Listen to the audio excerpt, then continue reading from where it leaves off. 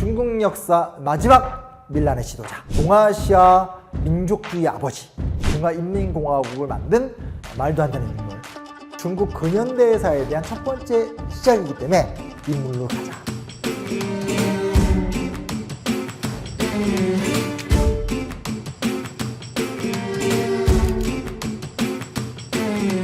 중국이 근대화가 되는 과정이라는 것은 결국 기독교 세력의 침략이잖아요. 그러니까 영국이 아편전쟁을 일으키면서 강제로 개항을 한단 말이에요. 근데 영국인들이 믿는 종교가 있죠. 그게 기독교죠. 기독교 교리를 표현한 문서들도 만들어서 보급도 하고 전도 여행을 하면서 이렇게 기독교 전하기도 하고 이런 과정들이 전개가 됩니다. 그때 홍수전이라는 인물이 등장을 하게 되죠.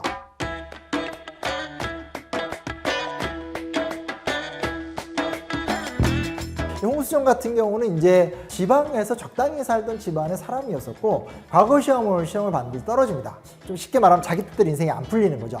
뭔가 좀 다른 방법이 없을까 고민하다가 권세양원이라고 했었던 책 하나를 좀 구해와서 읽은 거예요. 그냥 희한한 주장들 하네 뭐 이러면서 이렇게 하고 그냥 꽂아놨어요. 그러고 나서 이제 또 과거 시험 준비하고 저쪽 하다가 몸이 굉장히 아파요. 몇 달간은 정말 죽다 살아났다 할 정도로 정말 크게 아파서 다들 죽는다고 했는데 기적적으로 살아났어요. 근데 그때 정말 많은 이상한 신비한 환상 체험 뭐 이런 거 많이 한 거예요. 내가 이 꿈속에서 악마들과 싸우고 있고 어떤 할아버지가 나와서 뒤에서 이제 이 나의 싸움을 도와주고 있고 그리고 어떤 젊은 청년이 와서 검을 하나 준다는 거예요. 그래서 그 검을 받아서 자 이것으로 악마를 멸하라 해서 그 검을 받들고 싸워서 착착 이겼다는 거예요. 근데 이 할배는 누구고 이 검은 뭐고 그때 그 청년은 누구야? 하다가 집안에 꽂혀있는 권세양원이 생각이 난 거예요. 그 노인이 상제가 하느님이고 그리고 나에게 칼을 줬었던 그 청년이 예수다. 나는 예수 동생이다. 이 악한 중국 땅에서 하나님이 나를 보내서 새로운 길을 열라고 하셨다. 이런 생각을 하게 된 거예요. 또 뭐 신은 교주 하나 나셨네 이렇게 생각을 하는데 이게 생각보다 의미심장이 뭐냐면 중국은 기본적으로 지배층의 종교 문화랑 피지배층의 종교 문화가 달라요. 그래서 피지배층들은 언제나 민간 도교나 민간 불교, 밀파, 백년파 등등등의 독자적인 신앙들을 많이 유지해 왔었고 이 사람들은 우리가 이제 우리 삼국지 같은 거 보면 황건적의 난, 홍건적의 난, 역사의 위기 때 밀란을 일으키면서 저항하던 문화가 강한 사람들이에요. 평소에 순응하더라도 자기들끼리 공동체 굉장히 세고 그리고 유사시가 되면 다 부셔! 하면서 확 들고 일어나는 이 문화에 크리스트교가 섞였다라고 좀 보시면 돼요. 근데 이 집단이 홍수전 한 명만 아니라 예를 들면 양수천 같은 경우는 본인이 예수예요. 평소엔 내가 사람인데 내가 이제 이렇게 영빨이 내리면 예수가 돼서 예언한다라든지 이 당시 이제 풍운산이라고 해서 홍수전의 거의 첫 번째 신도인데 이 사람이 헌신적인 노력을 해서 이 광저우 일대의 이 신도들을 다 규합을 하면서 하나의 거대한 조직을 거듭나죠. 그게 이제 우리가 알고 있는 대상제회, 상제를 섬기는 종파 그리고 이제 뭐 태평천국 운동 이렇게 표현을 하게 되는 단체가 등장한 겁니다.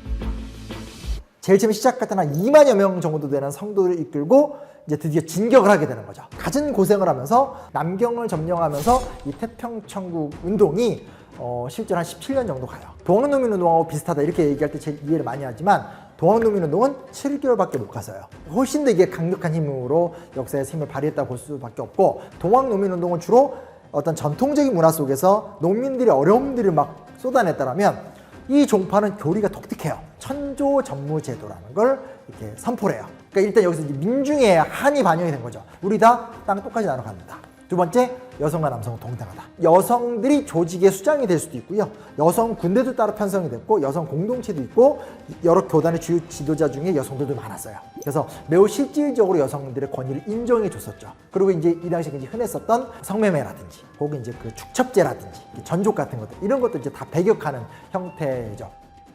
그리고 세 번째 중요한 게 뭐냐면 세 번째는 마지막 이제 민족주의인 거죠. 반만 민족주의. 만주고 나가라.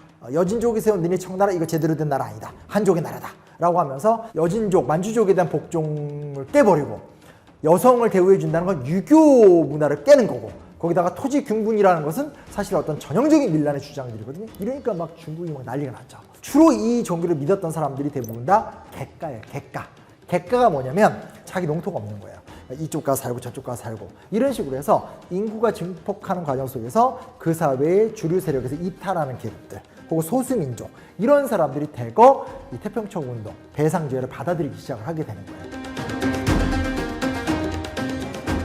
이 태평천운동을 진압했던 게 중국권을 중심으로 한 이 향용들이거든요. 향용이 뭐냐면 신사층들, 그러니까 중국의 양반계층. 원래 우리의 기강인데 이런 어떤 진짜 웬 사이비 종교를 믿는 것들이 이런 일을 일으키냐 하면서 중국권, 이용장, 좌종당 같은 인물들이 사실은 한인들의 후원을 받아서 의용군을 만들어서 이 태평천국 운동을 멸망시키거든요. 정말 치열하게 싸웠고 마지막 난징성을 막 불태우는데 그때 보면 중국권의 기록이 뭐냐면 군인들은 다 죽어요. 군인들이 다 죽은 상태에서 노인들, 여성들, 힘없는 어린아이들 그들이 다 함께 얼싸안고 단 한 명도 항복하지 않으면서 스스로 이제 불을 태우면서 같이 죽어갔다라는 거예요. 그만큼 사실 상당수의 중국의 여성들, 민중들 그리고 가난하고 버림받은 사람들은 기존의 중국 왕조 안에서 희망이 없었다라는 거예요.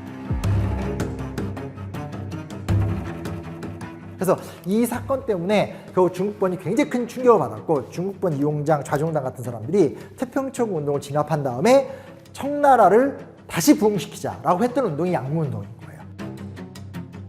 양무운동은 실패한 운동이라고 얘기 많이 하지만 양무운동이 한 30년 진행이 됐거든요. 그래서 나름대로 중국이 또 근대화된 물자를 많이 확보할 수 있었기 때문에 또 중국이 또 심의가 안 돼요. 독특한 민중 종교나 민중 비밀 결사 그리고 그들이 갖고 있는 자율성이나 투쟁성 그리고 외세에서 들어왔었던 교리에 대한 자유로운 변형과 활동 속에서 새로운 교리를 만들어가는 모습들 이런 부분에선 좀 인상적인 사건이라 할 수 있어요.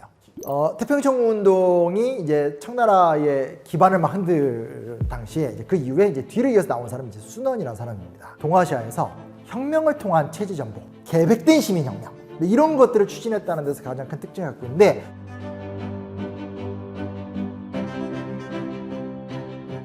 제가 예전에 난징 갔었을 때 장제스가 이제 순원을 기리면서 만든 중산릉이라는 거대한 능이 있어요. 입구에 딱 들어가면 순원이 직접 쓴 글이 딱 맞아요. 이렇게 박애 지배층의 북압과 황제 지배체제 속에 살 필요가 없다 딱 나오고 거기를 계속 올라간 맨 마지막에 이제 순원 묘지 앞에 민족, 민권, 민생 딱 세 가지가 써 있어요. 이게 그 유명한 순원의 삼민주예요. 민족주의 이건 이제 태평천운동 영향을 받은 거예요. 이제 우리가 만주족을 몰아내고 한족의 나라를 세우자. 두 번째 민권. 민권은 쉽게 말하면 서양식 민주주의를 이야기하는 거예요. 그래서 우리도 민주적 정치혁명을 달성해야 된다. 그리고 세 번째가 민생인데 이게 되게 특이합니다. 민생이 뭐냐면 평균 집권이라고 해서 요즘 말로 얘기하면 젠트리피케이션 현상이 심해지냐. 즉 왜 경제가 성장하면 사람들은 가난해지냐. 이거를 이제 헨리 조지가 진보와 빈곤이라는 책을 쓰면서 세계적인 경제 사상가로 유명해져요. 그리고 이때 러시아에서는 톨스토이가 크게 감동을 받고 자기 토지를 다 나눠줘 버려요. 농노들한테.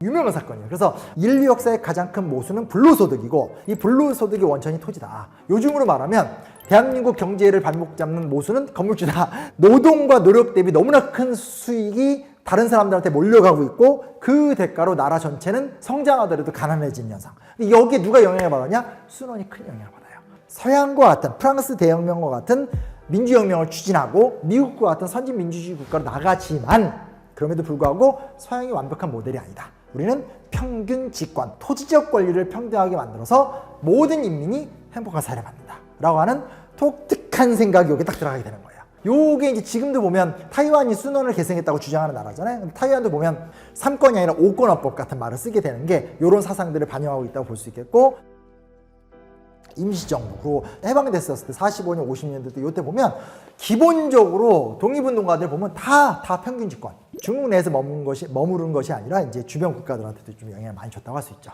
근데 시도는 진짜 열심히 했는데 혁명봉기가 본인의 뜻대로 된 적은 한 번도 없어요. 계속 실패했는데 워낙 이제 청나라로는 갈 수 없다라는 어떤 생각들이 많이 퍼져 있는 상태에서 순원이 상징적으로 이런 행동을 계속하니까 그 영향 속에서 중국에서 이제 1911년에 신해혁명이라는 게 터지게 되는 거죠.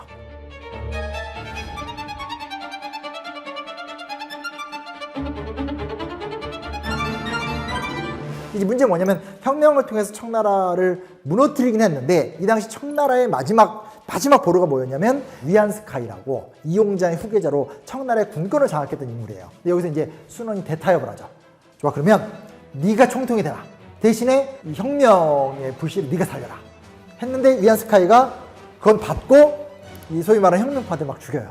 위안스카이의 방해 속에서 흐지부지해지고 위안스카이 죽은 다음에 위안스카이 밑에 있던 장군들이 다 독립을 해요. 그러면서 나라가 엉망진창이 되는 시대를 이제 우리가 군벌 정권 시대라고 해서 이렇게 다 쪼개져서 어느 성은 어떤 옌시산이 관리하고 있고 저쪽 성은 펑이상이 관리하고 하면서 나라가 엉망인데, 이때 순원이 포기하지 않고 계속 준비하다가 짜자잔 러시아 혁명이 딱 성공을 했잖아요. 그리고 이제 레닌이 딱 보니까 우리 러시아나 유럽은 사회주의에 대한 이해가 높지만 저쪽 아시아 쪽 사람들은 사회주의 잘 모른다. 그러나 제국주의와 싸우는 민족주의자들을 후원해 주겠다 라고 하는데, 그럼 누구를 후원해 줄까? 가만히 봤더니 가장 지속적이고 가장 치열하게 싸웠던 인물이 순원이었던 거예요. 그리고 또 순원도 되게 좋게 말하면 융통성이 있는 건데 되게 유연한 사람이어서, 원래 이렇게 자기가 이렇게 평균집권 이런 얘기 했잖아요. 그러니까 우리 국민당은 사회주의 정당이요 막 이러면서 갑자기 사회주의인 척하고, 그러면서 결국 이제 국공합작이라고 그래서 국민당의 큰 틀 안에 당시 아주 소수 그룹이었었던 중국 공산당원들을 받아들여주고, 소련에서 자금이 들어오고 소련의 무기 군사 고문단이 오게 되면서 광저우에서 이제 새로운 정부를 만들죠. 그래서 아이러니하게도 순원의 이 정말 한평생 혁명의 길이라는 것이 제대로 됐던 적이 한 번도 없는데, 말년에 소련의 지원 속에서 이 체제가 만들어진다라는 것들, 그렇게까지 하고 이 사람이 암에 걸려가지고 결국은 죽어요. 근데 그때 죽을 때 순원이 진짜 멋있는 유언을 딱 하고 죽어요. 혁명은 끝나지 않았다. 나의 뒤를 이어서 내가 세팅해놨으니까 니들이 해라! 딱 하는 거예요. 누가 후계자냐의 문제도 있는 거고, 앞으로 이 문제를 어떻게 해결해야 될 것이냐, 일단 계획된 대로 하자 해서 북벌이라는 걸 해요. 중국 남부에서 군대를 두 개로 나눠서 한쪽 군대는 장제스가 이끄는 군대, 한쪽 군대는 이제 중국 공산당원들이 좀 많이 차지했던 군대, 두 개가 쫙 치고 올라가는 거예요. 이 장제스가 이끌던 군대가 상하이와 난징 일대를 점령해요. 반대쪽은 이제 우한 지역에 딱 점령을 하게 되면서 정부가 두 개가 생긴 거예요.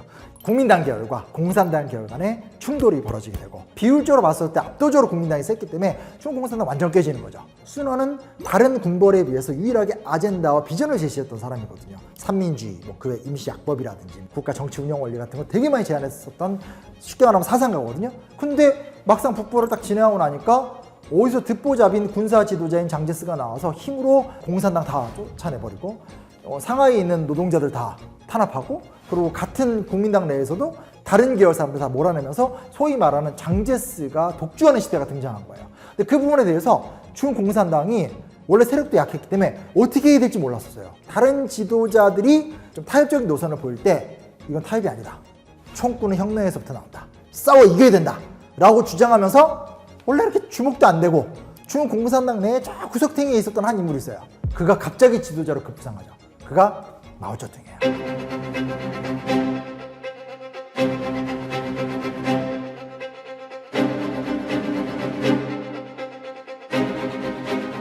마오쩌둥이 왜 중요하냐면, 원래 사회주의 혁명이라는 건 마르크스가 이론적으로 쭉 써놨잖아요. 근데 마르크스는 이론적 논증을 했을 뿐이지 실천적 방안에 대해서는 그다지 효과가 없었어요. 중국 공산당 당원들은 열정은 있어. 장제스 저거 몰아내야 돼, 군벌 다 몰아내야 돼, 생각은 있는데 플랜이 없는 거야. 그래서 대부분의 사람들은 모스크바로 유학을 가서 소련이 지시하는 대로만 하는 거예요. 도시에 가서 뭐 파업도 하고 노동자들을 규합하고. 근데 문제 뭐냐? 도시는 장제스가 꽉 잡고 있는 거예요. 절대 성공할 수가 없어요. 근데 이때 마오쩌둥이란 무명의, 전혀 소련 쪽에서는 주목도 안 했던 사람이 등장해서 뭘 주장하냐면, 우리 중국은 인구의 95%가 농민이다. 농민을 조직화해서 농민을 중심으로 해서 투쟁을 해나가야 된다. 유격투쟁. 우리 식으로 쉽게 말하면 빨치산 같은 거 있죠. 게릴라. 적이 공격하면 우린 피한다. 적이 멈추면 우리도 멈추게 대기한다. 적이 도망가면 우리가 공격한다. 뭐 이런 식으로 약한 세력을 가진 사람들이 강한 세력과 싸워서 이기는 어떤 투쟁 방법도 개발해내고, 그러다 보니까 많은 사람들이 이제 마오 쪽에 근거지로 몰려들 수밖에 없는 거죠. 장제스 입장에서 얼추 통일했으니까 이 공산당 애들을 박멸을 내자. 무려 6차례에 걸쳐서 국민당의 핵심적인 군대가 진강산을 포위를 하고 공격을 해요. 엄청난 포위 공격 속에서 도저히 견뎌내지 못하니까 도망을 갑니다. 중국의 외방지대만 쫙 도망갔었던 사건. 그게 그 유명한 34년부터 36년 사이에 벌어지는 대장정이라는 사건이에요. 정말 중국의 소수민족지대, 설산지대 아니면 대평원지대를 통과하면서 결국 살아남죠. 살아남으면서 알려지게 된 게 뭐냐면, 마오쩌둥 하면 별명이 불사조가 돼요. 불사조. 인민들 사이에서 엄청나게 이제 유명해지게 되고, 이 소위 말하는 37년 때부터 45년까지 중일전쟁이 진행이 되는데, 장제스의 군대는 처음에 조금 열심히 싸우다가 열심히 싸우질 않아요. 부정부패, 민중 착취, 문제를 되게 많이 일으켜요. 근데 마오가 이끄는 중공산당군은 그렇지 않은 거죠. 잠을 잘 데가 없으면 그냥 길바닥에 자고, 그리고 그 지역에 있는 인민들을 위한 정책들을 펼치고, 그 45년에 전쟁이 딱 끝났을 때 보면 전체적으로 나라를 통제하고 있는 건 장제스와 장제스의 군대인데 사람들 사이에선 마오쩌둥과 마오쩌둥의 중공산당 훨씬 더 좋게 생각하는 상황이 벌어지게 되죠. 민심을 얻은 상태에서 강력한 무기, 미국제 무기를 무장했었던 장제스의 군대를 완전히 절멸시키면서 중화인민공화국을 세웠던 거죠.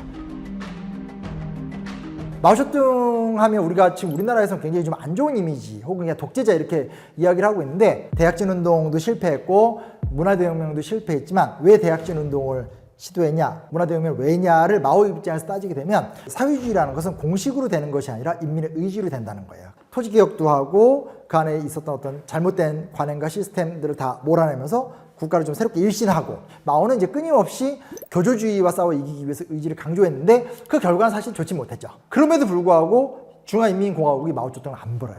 왜냐? 중화인민공화국 누가 세웠는데? 마오가 세운 거거든요. 마오가. 소련이 지원해줬던 것도 아니고 뭐 어떤 외부적인 어떤 힘이 있었던 것도 아니고 오직 마오의 어떤 사회주의에 대한 새로운 해석, 우리식 사회주의를 하겠다, 우리의 어떤 상황에 맞춰서 해석했던 나라들이 이제 좀 성공을 하게 된 거기 때문에 덩샤오핑 같은 경우는 당연히 마오쩌둥의 어떤 전통적인 계획을 수정하면서 경제 강국으로 방향을 턴했는데, 그런 태도들 자체가 기본적으로 이 마오쩌둥으로 상징되는 인민공화국을 세웠었던 어떤 지도부들이 갖고 있는 탄력성, 우리는 우리식으로 문제를 풀 수 있다, 우리는 우리 힘을 믿는다, 우리의 방식대로 우리나라를 강하게 만들 것이다, 뭐 이런 어떤 거에 대한 중요한 또 전통도 됐죠. 오늘 사실 우리는 홍수정과 순원에 대해서는 전혀 모르고 마오쩌둥에 대해서는 부정적인 이야기들만 알고 있잖아요. 근데 중국의 근현대사를 보게 되면 최후의 밀란, 민주혁명, 공산혁명이라는 흐름이 있었고, 밀란을 하더라도 트렌드에 맞춰서 새로운 밀란을 연 거고, 민주혁명을 하더라도 서양과 똑같이 따라하는 게 아닌 좀 더 대안적인 민주혁명을 하게 된 거고, 그 위에서 공산혁명을 하는데 이 공산혁명도 소련과 좀 다른 형태의 공산혁명을 했기 때문에 현대 중국의 탄생으로 오는 아주 중요한 동력이 있었다는 거예요. 우리가 그걸 좀 객관적으로 바라보면서 왜 소련은 망했는데 중국은 살아남았을까? 왜 지금도 중국의 공산당을 건재할까? 그리고 왜 중국은 지금도 자기들 나름대로의 이야기들을 풀어가려고 저렇게 노력을 할까? 이거에 대한 우리가 객관적 성찰을 얻을 수 있다는 거죠. 그래서 오늘 제 얘기가 친중을 이야기한다라든지 뭐 그래서 마오쩌둥 위대하다, 아니 역사 공부에서 이렇게 누굴 위인으로 만드는 거, 이건 초등학교 때 보는 위인전 이야기잖아요. 역사라는 것이 어떻게 변화 발전하는가를 이야기하게 되는 건데 오해되지 않았으면 좋겠어요. 아 진짜 오해받으면 너무 속상할 것 같아 진짜.